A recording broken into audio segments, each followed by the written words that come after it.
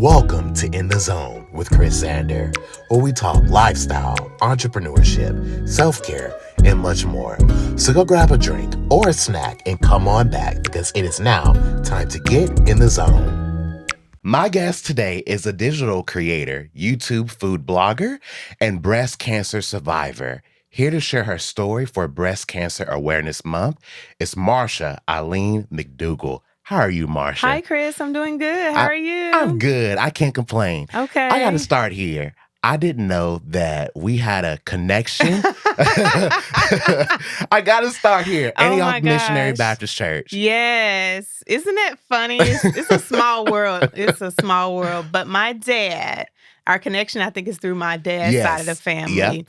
And he and my aunties and uncles and cousins on that side of the family are all connected to Antioch Missionary Baptist Church. Yes. And then in Cedar Hill. In Cedar Hill, yes. in the middle of nowhere. And my family, my mom's side, the Stevensons, we all grew up there and from around there. Wow. So it is a small world. And we never met. Never met. That's crazy. So a small world, isn't it? It is. Yes, well, yes. Nice to finally meet you. Yes, you too. So I want to jump right in. In 2016, you were diagnosed with stage 2 triple negative breast cancer at the age of 32. Can you talk about this drastic life-changing experience you endured and the exact moment you found out? Sure. And I like your pink sweater for breast Thank cancer. you. Thought I would represent. Month. Yes, I love it. So 2016, I was 32 years old, and I was pregnant with my second child. And my story actually kind of starts with my mom's story just a little bit. So after I delivered my second child, my mom told me that she had been diagnosed with breast cancer. She waited until after I delivered because she didn't want, it to upset me and, have any issues with the pregnancy. Yeah. So she told me, and so it was time for me to get my checkup with the doctor. After you deliver, you go about 6 to 8 weeks, and they go and check and make sure everything's okay. So while I was there talking to my OBGYN, I told her, say, hey, while I'm here, my mom just got diagnosed with breast cancer. She just told me she was diagnosed with breast cancer. Is there anything that I need to be concerned about? Or should I get a mammogram? Should I get tested? And she said, because of my age, she said, no, not at this time. There's nothing for you to be concerned about. You can just wait until it's time to get your annual mammogram at age 40. So I left there, feeling, kind of good. Yeah. And Chris, it was about 4 weeks after that appointment and after that conversation, I was breastfeeding my daughter. At this point, she was like 2.5 months. Yeah. And I found the lump in my breast while breastfeeding. So I felt the lump in my breast while I was breastfeeding. And so I immediately knew it's not supposed to be there and it was something wrong. I knew it wasn't breast milk. I was like, this does not feel normal. So I went back to the doctor. At the time, I went back to my primary care doctor, had them check it out. They knew that it was, some type of, mass or something there. They knew it wasn't like a clogged milk duct or anything too. Yeah. So they began the tests. And so then they did a mammogram. They did an ultrasound. They said, we need to do a biopsy. They did the biopsy. And at the time, I was actually scheduled to go on vacation with my family, like a big vacation with my brothers and my mom and dad. Yeah. So they said, hey, it takes about 2 to 3 days before the biopsy results come back in. Should we call you? We know you're going on vacation. And so I'm the type that I just can't wait. I cannot wait for, especially something like that. Something heavy like that. So I said, please call me. So I am at Disney World and I see the phone call come through. And so I step away, take the phone call, and they say, Miss McDougall, I'm sorry, but the biopsy results came back and it is breast cancer. So they told me it was stage 2 and triple negative breast cancer. And they said, we can't really discuss anything else over the phone. When you get back from vacation, can you just please come see us immediately? So that's how it all kind of started. My mom was in treatment at the time. So she was doing chemo at the time. And I had just found out that I had breast cancer. And so we went back, spoke with roughly their, like 2 months apart? Like Well, when you she guys had first? actually been diagnosed while I was pregnant, and she Okay. just waited to tell me. Okay. So we were about 4 to 5 months apart. Got you. We was about 4 to 5 months apart. So yeah, I went back and, they didn't waste any time. I didn't waste any time. You can kind of sit on it and think about it. And I want to get a second opinion. And sure, if you don't feel comfortable, please, by all means, do that. But I just started treatment right away. Yeah. So obviously that's a very traumatic experience, being so young. Also finding out that your mother is dealing with it too. Just having a newborn. Already being a parent before the newborn, being a wife. How did you feel during that time? Because it's a lot of emotions to carry all at one time. Yes. So it was hard. And you're right. It was a lot of emotions. I went through just kind of a range of emotions. I think if you go through something as big as cancer, you have different types of emotions. You're sad. Sometimes you're angry. Sometimes you're asking why. You're worried about the future. So I went through all of the emotions, Chris. So, at first I was worried because I have a newborn, and I have a son who was about 4 at the time. And I was like, I'm not going to be around to raise my kids. So that thought goes through your mind. Then I'm thinking about my mom has it too.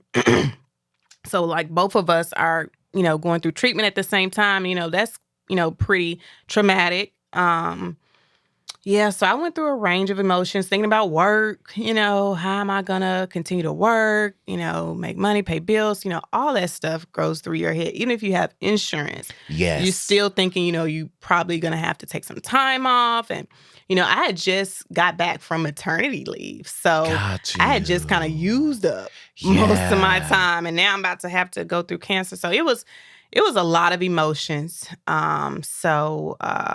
But yeah, thankfully, my husband was there to support me throughout the entire experience, and he was a huge support for me. Anytime I was sad or down, he was, my biggest supporter, and he was there for me every treatment, every chemo treatment, everything. And then I thankfully had a huge support system too. So how did you mentioned having a huge support system, which I'm sure did help a lot. But how did you personally stay strong through all of that, Because like you say, you go through a lot of emotions. So how did you stay strong despite going through those emotions? I would say it was 2 things. So number one, I'm a Christian and I have a huge faith based background, and so I would read the Bible, read scriptures to, kind of encourage me. Those scriptures that will really get you through. Yeah. And so I would read those. I would highlight those in my Bible app, and then I would just, repeat those and read them constantly. I had different inspirational journals and books that I would sometimes read while I was at chemo.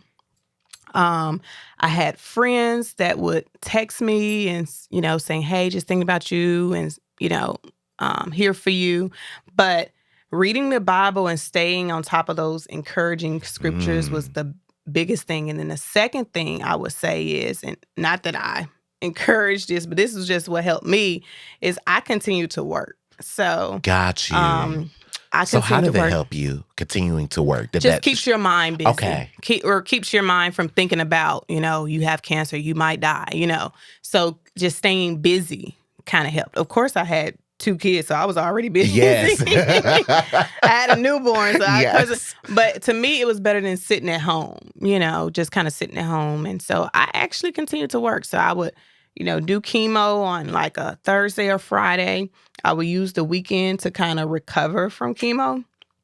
I would go back to work on Monday. Yeah. So what exactly is triple negative breast cancer, stage 2 at that? Because a lot of people, it's a lot of terminology. It is. Can you explain what that is for those who may not know? Sure. And I'm not a doctor by any means.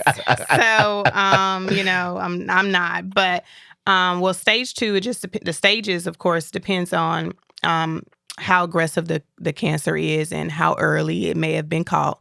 So stage 1 means it's very small. Stage 2 means it's still local. So it means it's still relatively localized to just the breast.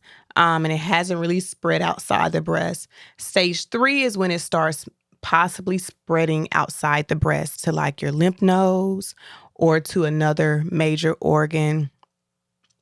Really just kind of like the breast and the lymph nodes. Stage 4 is really has spread to, a major organ. Yeah. And now you're kind of fighting breast cancer and possibly wherever else it is. So that's the different stages. Triple negative is, and there's several different other classifications of breast cancer.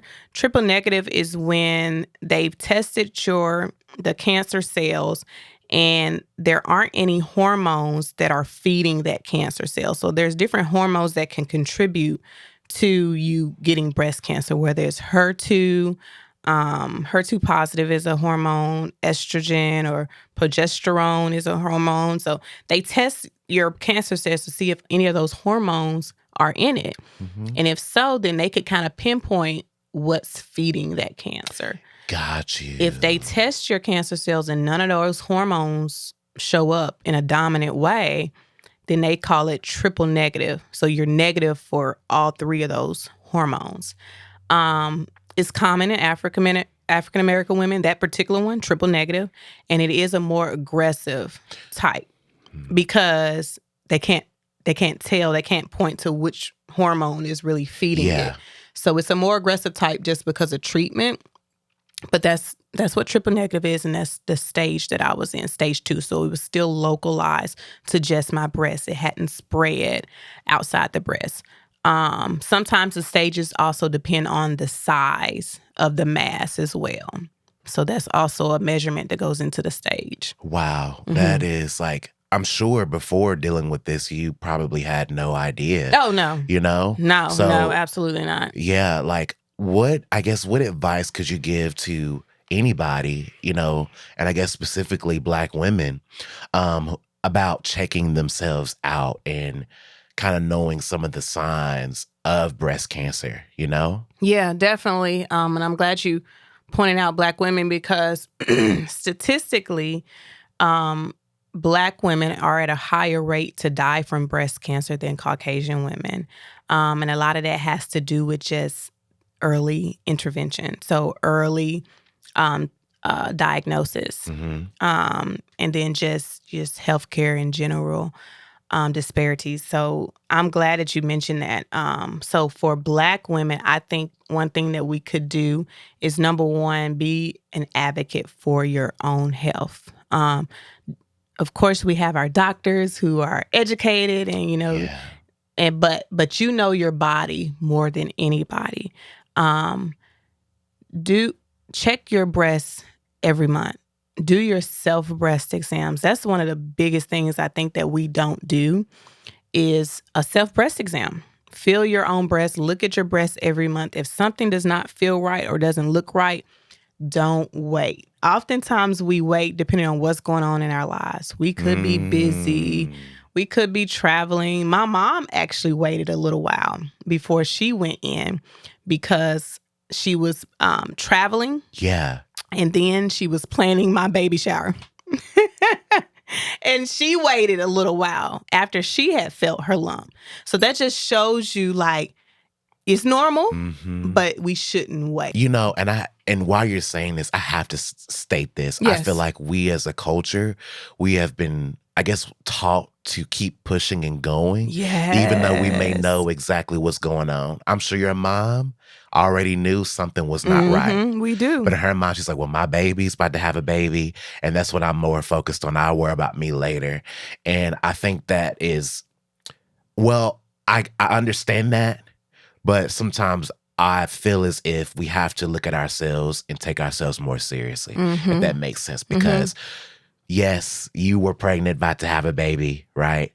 But at the same time, it's like she also matters too. Mm-hmm, And so I think it's important for us as a Black community to understand that just because we have other loved ones, right, we're just as important too. So we have to be there for them. That is so we got to true. put ourselves as priority too. That is so true. That is so true. Yeah, we have to take care of ourselves so we can take care of our loved ones. So yes, that's a good point, Chris. Yeah. So also, you are known as a YouTube blogger for food. You have so many recipes on YouTube. Yeah. I mean, so many healthy recipes. I'm curious to know, like, how you started that endeavor for your business. How did you start that? Yeah, that's a funny story and a fun journey and a huge difference from what I was doing before then. But after I finished breast cancer, I beat breast cancer thanks to the Lord, and you know I'm in remission, you guys. So I'm 7 years cancer free. Can we clap to that? Let's clap to it. Yes, absolutely. Thank you. So after that process, you still have to have regular appointments with your oncologist, your breast surgeon, and just several doctors at that point. And so at several of my appointments with my oncologist, she would ask me not just about the breast cancer, but she would ask me about my health. And, I absolutely love this doctor. She's the best. But she would tell me different things I needed to do to prevent breast cancer from coming back. And, she would always tell me, I just don't want to, I'm glad that you're cancer free, but I don't want to have to see you again. Yes. That's the purpose or the point is for me to not have to treat you again. So this is what I need you to do. And she would, and this is for my own personal, please consult your own doctors if you are going through this. But for me, she would tell me, to drink more water, eat certain foods, don't eat certain foods, make sure I'm getting a lot of exercise, and make sure I'm getting a lot of sleep. Now, these are things that you probably already know that you should be doing. But it's one thing to, hear this and read it in a magazine or your primary care physician, but it's another thing to go through cancer and then your oncologist to tell you in order for it to not come back, you really have to do these things. So that's what really made me take it more seriously. Yes. And so when it came to the food, she told me things to cut out. She told me things that I needed to eat more of. And that's when I decided to start doing that. And because of that, I decided to record my journey, basically. Yeah. And I was already on YouTube because I shared my entire breast cancer journey on YouTube. So I was already on YouTube. And since I was starting to eat different, I said, well, I'm going to share this too because I had already kind of started, built a following and, they were, kind of just interested in my life at that point. You beat breast cancer. Now what are you doing? I'm like, well, I'm eating this kind of food. I'm eating healthy. I'm cooking this. I'm cooking that. And that's how I got started sharing what I was eating on YouTube. It all kind of just started from my doctor saying to change your diet. And it wasn't anything drastic, She wasn't like you have to become a vegetarian or vegan or do this particular diet, keto, all that kind of stuff that's out there. And I was glad because I was like, I don't like diets. I don't want to do a diet. Like, I'm not into that kind of stuff, You still want to eat good food. I still want to eat good food, and I don't feel like counting nothing. No. So when she didn't say any of that, she just gave me some really basic stuff. I was like, I can do this.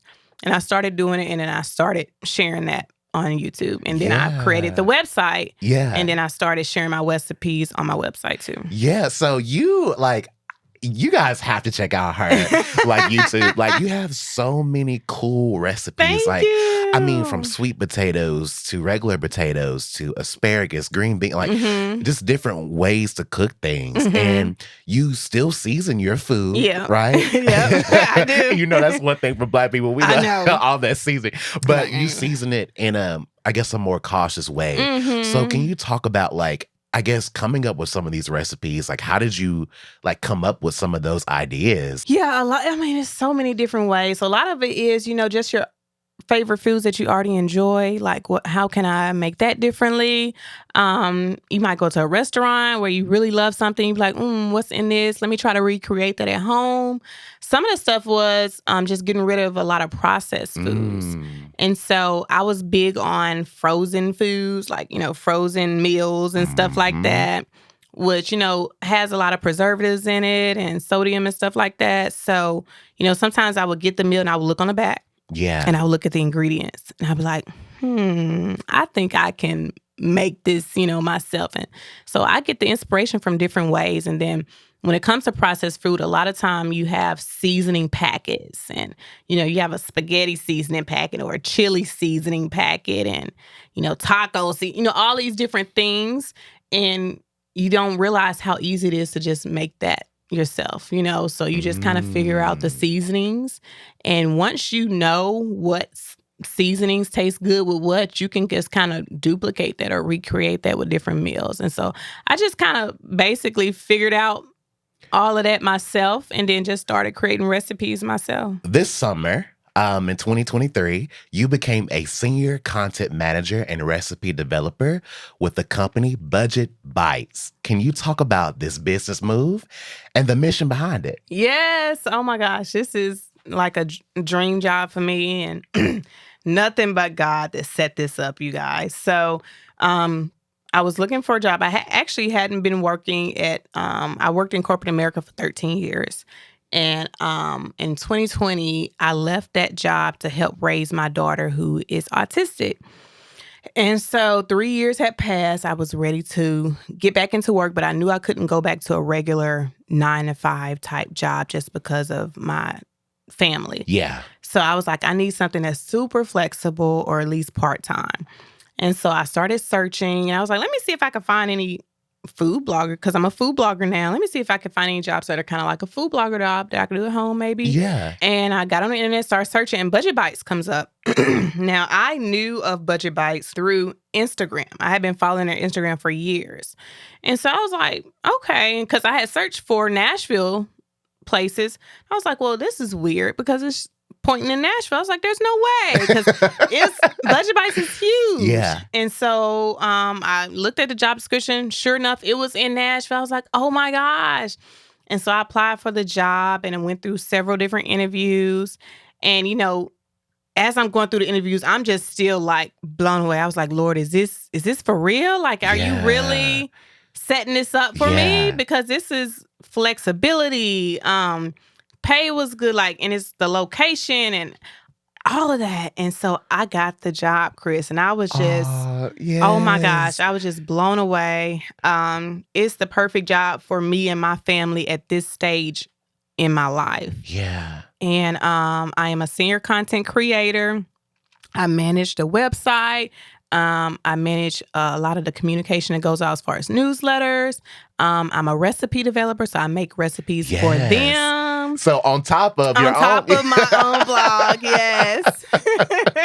So I'm cooking all the time now. Yeah. And Budget Bites is basically a company, a food blog that focuses on affordable meals. Yeah. Which we need now because groceries are so expensive. So a lot of the meals on Budget Bites website is meals that, a family of four can eat for $10 to $12, basically. Wow. Yes, wow. all of them, yes. Wow. That's awesome. I also love how you're fighting to change the misconception about healthier options, right? Because I can tell that's one of your missions. It is. And I love that. Why is that so important for you? And especially working with a company that allows you to essentially do that as well, right? I know, it's so cool. A lot of it has to do just with our culture in the African American community. I feel like as I was growing up, I saw a lot of relatives that would be diagnosed with diabetes, high blood pressure, and even cancer. And a lot of it has to do with the food we eat. From talking to my doctor, and then doing my own research, a lot of it has to do with the food we eat. And we grew up in a world where soul food was that's it. And y'all missionary Baptist church. Yes. Okay. Them plates. Your family was out in the yard. Yes. And then fourth Sundays in May. And we had that spread. Yep. And there's nothing wrong with that on occasions. Yeah. There's nothing wrong with that. So I don't want anybody to think, I have to, give up that. But a lot of times we eat that all the time. Yeah. We eat that all the time. And, 3 times a day too. Mm-hmm. Yep. All the time. And, I just wanted to start sharing other ways to eat that are still good, Again, not a particular diet or anything, but it's just a healthier way to eat. Please, you could feel free to, have your soul food on occasion at potlucks and Christmas and Thanksgiving, but throughout the week, throughout the rest of the month, try to eat just a little bit healthier, and you'll be surprised. You'll be surprised how much that can do for your health. We're all on these pills and these high blood pressure pills and diabetes, and, when you don't have to, And it's not easy. It's definitely not easy. I'm not here to tell you that you could change it. No, it's not easy. It's a process, and you do have to take it one step at a time. Because number one, you have to look at it from, I guess, an educational standpoint. You have to. It's like you have to educate yourself on the different labels, right? And then depending on income, right? Yes. If people can afford certain things. So it's like a lot of factors that go into it. It is a lot of factors that go into it, yep. And sometimes the food can be expensive, healthier food. I hate that, that's the way of the world. It is crazy. I really do hate that sometimes it costs more to eat healthier. But when you think about the cost that you have to spend when you get sick. And it's hard to do because you're like, well, I'm not sick now. So, yeah. But you'll be surprised how expensive medicine is. And so my cancer treatments were outrageous. And so you just try to think about your family, think about your future. I'd rather spend this money now than have to spend 3 times as much if I get some type of disease. And then there are certain ways where you can still eat healthy on a budget, and that's where Budget Bites comes into play. Yes. So if you need to find websites or you need to find recipes like that, you can check out Budget Bites where I work. If you got a little bit more money, then you can check out my website. And your website is? It's MarshaEileen.com. Okay. See, I love this. I have to talk about this too. You are a mother. You are a wife. You have a beautiful family. Thank you. So looking back, like over everything you've been through at still such a young age, like what advice would you give your 32-year-old self, especially the moment you found out you had stage 2, breast cancer? What advice would you give that 32-year-old self version of you? Good question. Probably a couple of things. Number one would be take it easy. I continue to go full speed ahead, because that's just who I am. So like I told you, I continue to work, keep my mind busy, but I continue to, raise my kids. And I was doing a lot, staying active in church but sometimes you do just need to take it easy, because that's how your body will heal. I will also tell myself that to allow other people to help you. Now, I did, but I probably could have did more. My mother-in-law was a big help because, as I told you, my mom was going through it. So she had her own, journey, and my dad was helping her. So she couldn't necessarily be there for me 100%, but my mother-in-law stepped in. I'm so grateful for her. But, even with her helping, sometimes I'm like, okay, I got it. But sometimes you just got to be like, okay, let me just take the help from everybody. So accept help when you need it, and don't feel like you have to be superwoman. If you are diagnosed with something like this, you can just take a step back and just heal. So you have, for your kids, right? What do you hope when they look at your story, and they probably already know about your story, but as they mature, what do you want them to take away from your journey? They look back, maybe they get, 20 years old, and they're like, wow, my mom really went through all that while raising us, while being a wife, while being a, businesswoman. Like, what do you want them to take away from your journey? That I didn't give up. You might be faced with, some difficult things in life that's going to be hard, to deal with. And you don't know what it is going to be. You don't know when it's going to come. You can't dictate to when it's going to happen. But everybody's going to face some type of challenge in your life, and you just can't give up. Whatever you have to do, whether it be however you have to get through it. whether it's your family, whether it's your church, whether it's exercise, whatever you need to do to get through it, push through. And there will always be light at the end of the tunnel. But you have to kind of push through that tunnel to get to that light. If you stop, if you give up, you'll never know. You okay, Chris? I'm good. No, I'm trying not to cry because, listen, I have cried on every episode so far. And I started this journey in March. So I'm trying to hold it back. I'm trying to hold it back, y'all. I'm looking at your face like, okay. I'm good. I'm good. Okay. That is so funny. But yes, you have to push through so you can see what's going to be at the end of that journey. So that would be my advice to my kids, is to just never give up. No matter what it is, never, ever give up. Keep pushing through. Are you aware of the light that you carry? Am I aware of the light that I carry? Yes. No. Because it's such a positive light. Oh, thank you. And that's one reason why I was about to start crying, because I see it. And I'm just curious to know, how do you keep that? Because it's like, it's not easy when you're going through different things like that, you know? So how do you make sure you feed that light and not feed, because it's easy, it's either the light or the darkness, right? How do you make sure you feed the light instead of feeding into the darkness? I think a lot of it has to do with just my life in general, the change and the turn that it took. Because when I was 32, it took a big turn. And things have happened since then that has kind of just changed my whole outlook on life. And a lot of people probably hasn't hit that crossroads yet, but I hit it, and I hit it pretty young. And when you come to something like that, and this is just for me personally, when you come to something like that, you realize that a lot of other stuff don't even matter. A lot of other stuff don't even matter because I might not be here tomorrow. And so I don't go through my whole day thinking like that, but it was at that particular moment where everything just shifted for me.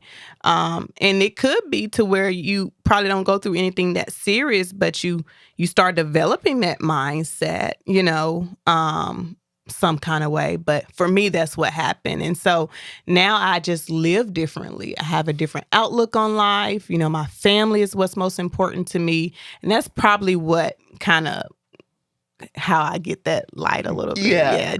I just don't stress about a lot of stuff. Some stuff I do, but a lot of stuff I don't, because I'm like, I had breast cancer. Like, it's not too many other things that could be worse than that. So yeah, absolutely. I have to talk about this too. Okay. Like your husband, right? Yes. It takes a strong man, right? To have to endure the hardship of the whole journey. Very strong. And carry it through. For those who are looking for spouses or are married, what is the key determining factor with a marriage? Having someone that's there for you through your weaknesses, right? Because obviously you are very lucky to have someone there to love you through all of that. Absolutely. To be by your side and with the kids, all of that. Like, I guess number one, are you aware of how lucky you are? Yes, I am. I am. I totally am. And so your question is, how can people, decipher when they're getting married or with their partners, right? Yeah. How can they be more cautious about if this person is going to be there for me? You know what I mean? Oh, that's a hard one, Chris. Because you know what I'm saying? Like, you went through something hard. You could have easily said, you know what, I'm done. I can't do this, right? Oh, yeah. And your looks change. Like, everything changes when you go through something like that. Oh, that's such a hard question. I don't know. For me, we were friends for a long time before we got married. That could be one thing. We were high school sweethearts. Oh, yes, yeah. we were high school sweethearts. So we had been friends for a long time. I know some people don't get that, opportunity. You might get married later in life. You might only be friends for 6 months to a year. But for us, that helped. I saw how he was around kids. I saw how he took care of his, not our kids, but I saw how he treated children in general. He had a very soft heart for children in general, for his family. He was very close to his family. So all of that kind of, you could kind of see, like, okay, how he treats his mom, how he treats his dad, how he treats his siblings. how he treats his family in general. That could kind of give you a little bit of insight to how he will treat you or she would treat you. Yeah, Mhm. absolutely. Mhm. Absolutely. Well, in conclusion, okay, where can people follow you? Because I think people need to follow you. Where can people follow you? Oh, thank you. So you can follow me on Instagram at Marsha Eileen, Marsha.Eileen. Eileen is spelled Eileen. You can follow me on YouTube at Marsha Eileen, or you can find my website with all my recipes, and that's marshaeileen.com. And where can people find you with Budget Bites again? I want to Oh, make sure. yeah. Check out my Budget Bites. So Budget Bites website is Budget Bites, and Bites is spelled BYTES. So budgetbites.com. All right. All right. Well, thank you so much for your time. I appreciate you sharing your journey, and I Thank hope you, that you Chris. continue to share it and bring light into the world. Thank you. Yes. Thank you. I will. Absolutely. I appreciate Absolutely. you having me. Absolutely. Absolutely. For those of you watching today, thanks for tuning in. And until next time,